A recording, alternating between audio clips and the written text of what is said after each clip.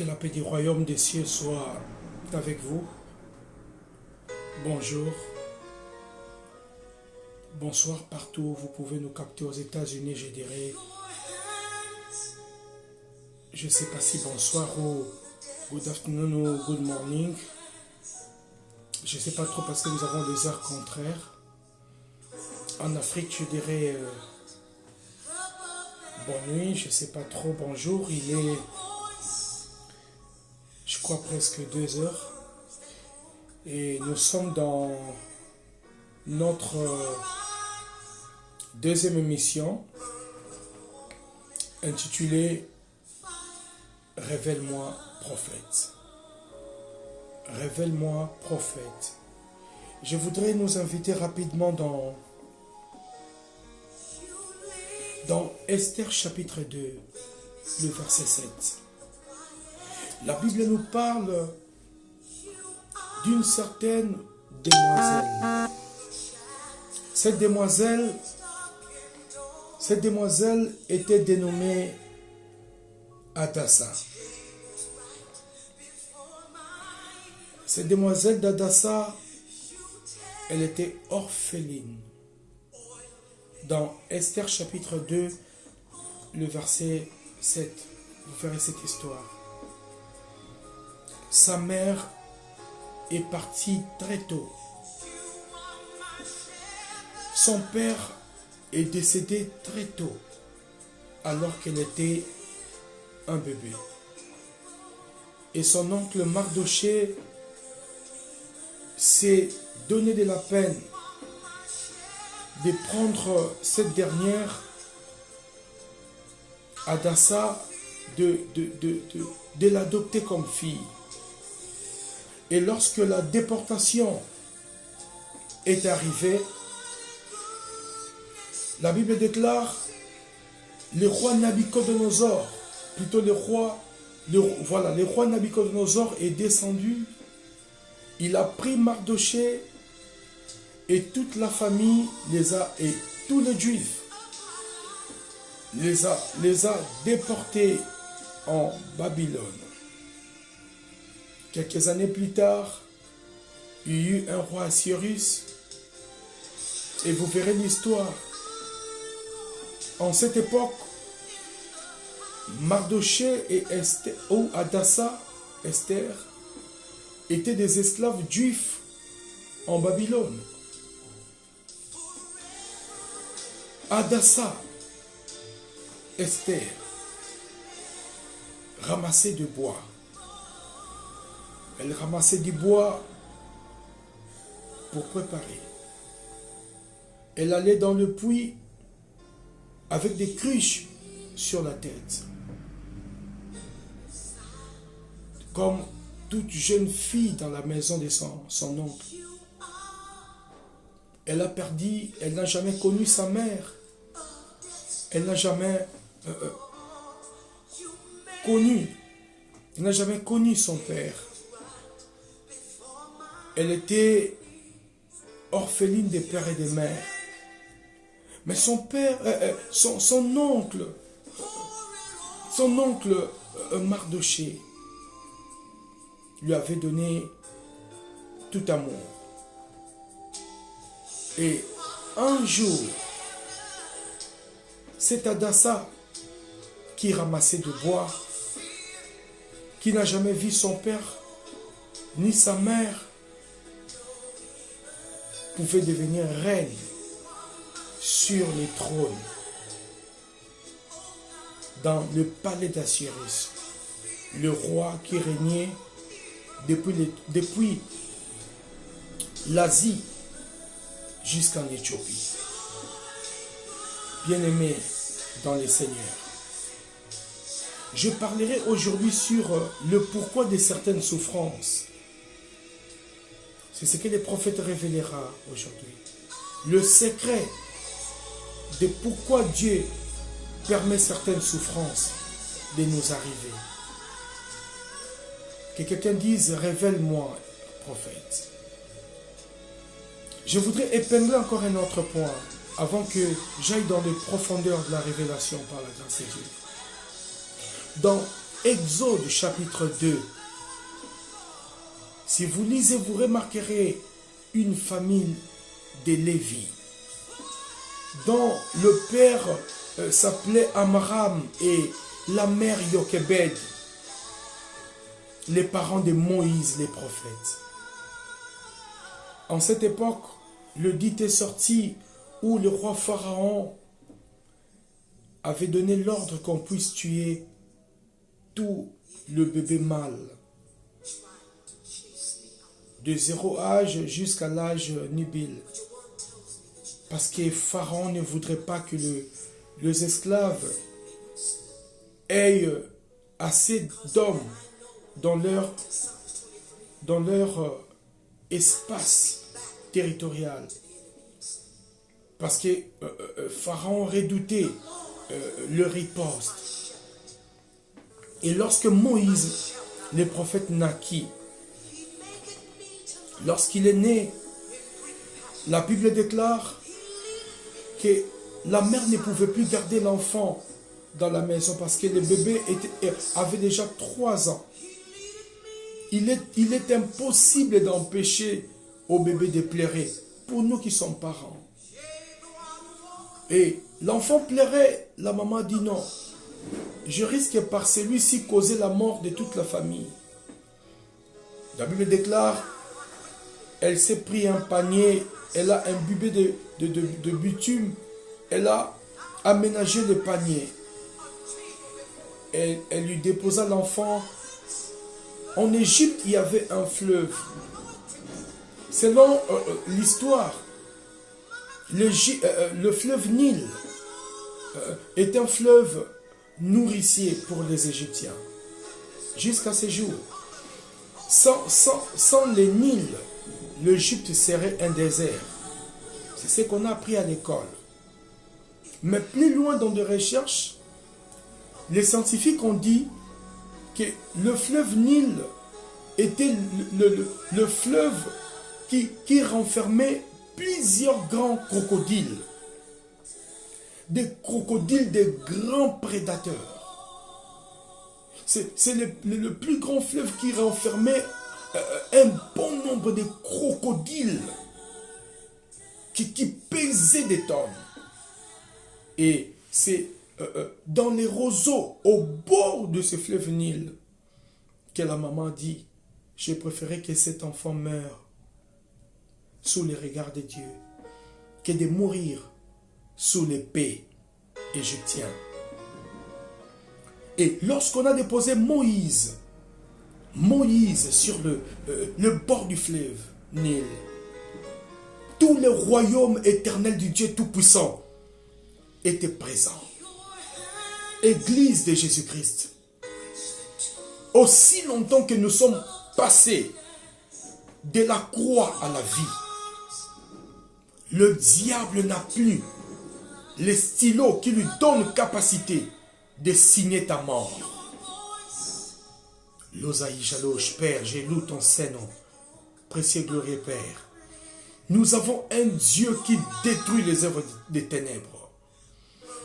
Et lorsque l'enfant est déposé sur le bord du fleuve, nous savons que dans l'histoire géographique, tout fleuve jette à la mer.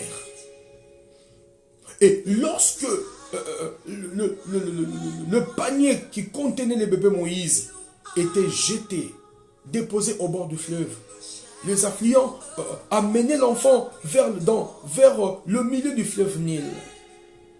Et l'enfant pleurait. La Bible déclare dans ces passages que l'enfant pleurait dans les paniers. Donc l'enfant alertait les crocodiles qu'il y a une nourriture ici. Bien-aimés, souvent quand nous commettons les péchés alertent Satan qu'il y a une proie quelque part. Mais c'est Dieu, oh mon Dieu, malgré nos faiblesses, il a toujours été là pour nous sauver. En ces jours, il nous accorda le Saint-Esprit.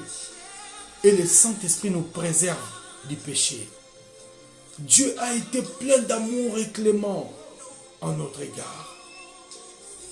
J'ai compris pourquoi l'apôtre Paul a dit que ceux qui sont forts soutiennent les faibles. C'était une parenthèse.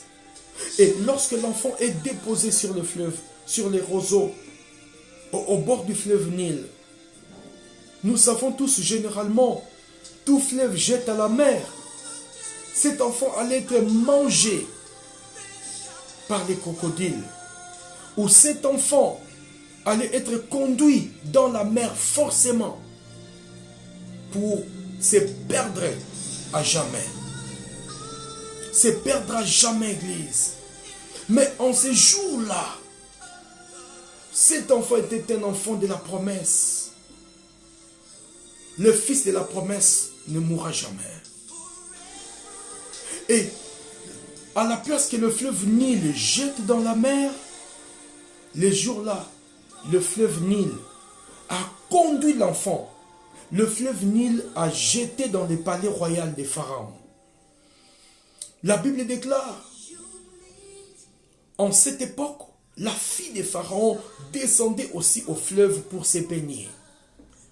Et la fille des pharaons ne descendait pas n'importe où. Parce que les palais des pharaons étaient construits dans une contrée un peu élevée du fleuve Nil. Et l'ange de l'Éternel garda les paniers. Oh Jésus-Christ. L'ange de l'éternité. Dieu a dit non à la mort de l'enfant. Et j'approche, Jesus. Oh my God, alléluia. Le Saint-Esprit a gardé les paniers. Cette grossesse, tu ne la perdras pas. Oh mon Dieu. Cette grossesse arrivera jusqu'au 9e mois. Dans le nom suprême de Jésus-Christ notre Dieu. Et tu accoucheras dans la quiétude. L'ange royal, le chérubin du Dieu Tout-Puissant.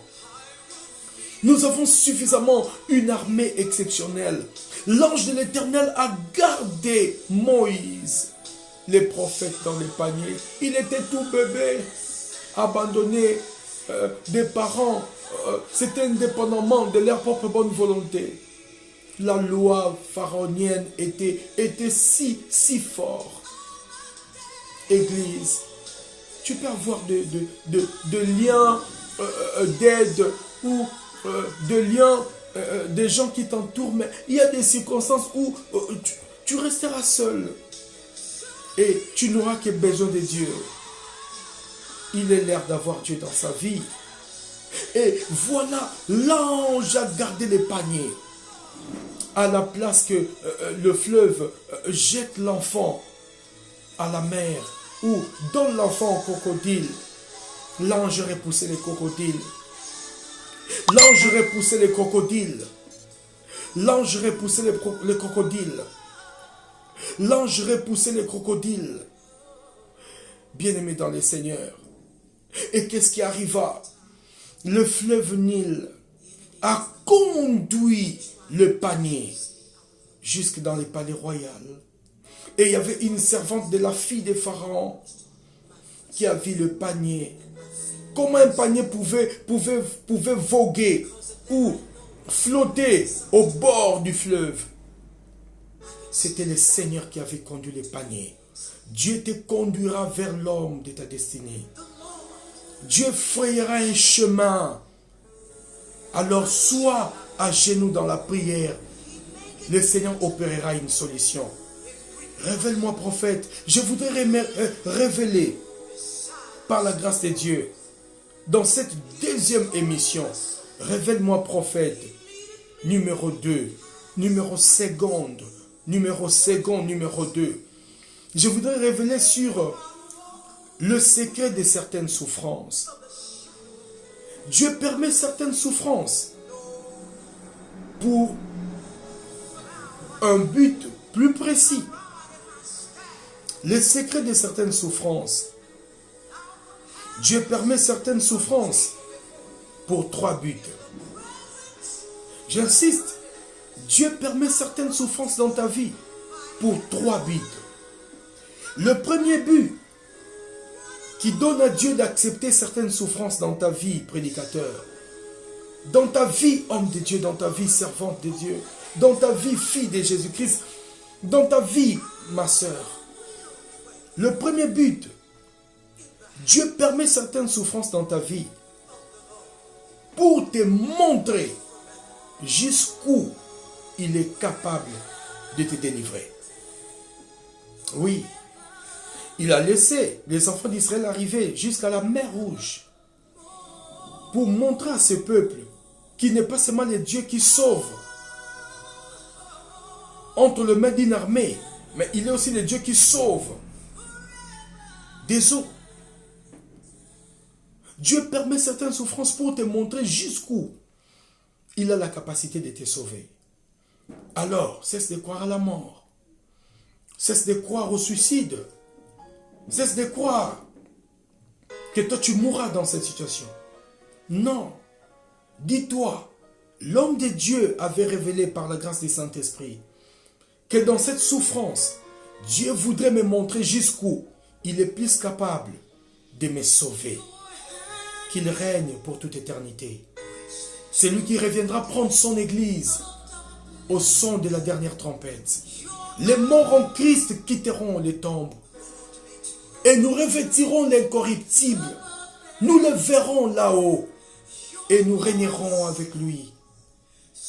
Nous serons à la table des noces et plus tard, nous entrerons dans la nouvelle Jérusalem.